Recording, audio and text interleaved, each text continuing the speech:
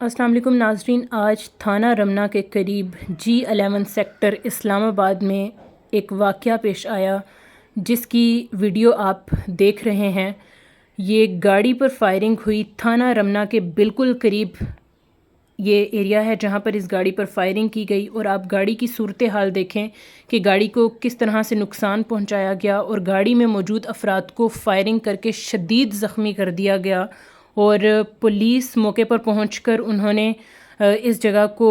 گھیرے میں لے لیا، اور اس ٹائم پر یہاں نہ تو کسی کو کھڑا ہونا الاؤ کیا جا رہا ہے اور نہ ہی پولیس کسی بھی سوال کا جواب دے رہی ہے۔ ناظرین، یہ تھانہ رمنا کا ایریا ہے جہاں پر دن دہاڑے اس گاڑی پر فائرنگ ہوئی، اور آپ صورتحال دیکھیں کہ کس قدر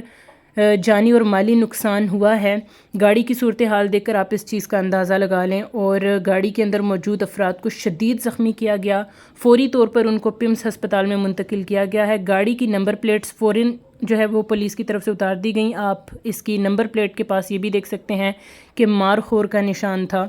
جس سے واضح ہوتا ہے کہ یہ کوئی عام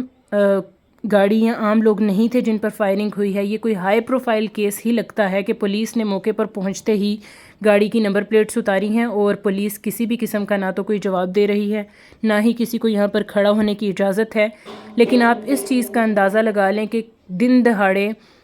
لوگ بالکل بھی محفوظ نہیں ہیں، اور اسلام آباد جیسے سیف سٹی میں ہونے کے باوجود آپ دیکھیں کہ شام 4:30-5 بجے کے قریب اس گاڑی پر فائرنگ کر کے لوگوں کو شدید زخمی کیا گیا، اور اس ٹائم پر ان کو پمس ہسپتال میں منتقل کیا گیا۔ ناظرین، یہ ہمارے حکومتی ادارے، ہماری پولیس، ان کی نااہلی کی وجہ سے آپ دیکھ سکتے ہیں کہ شہری بالکل بھی محفوظ نہیں ہیں، اور اس ٹائم پر جب پولیس سے کوئی سوال کیا جا رہا ہے تو وہ بالکل بھی کوئی جواب نہیں دینا چاہ رہے، اور آ کر اس علاقے کو، اس ایریا کو بالکل سیل کر دیا گیا ہے۔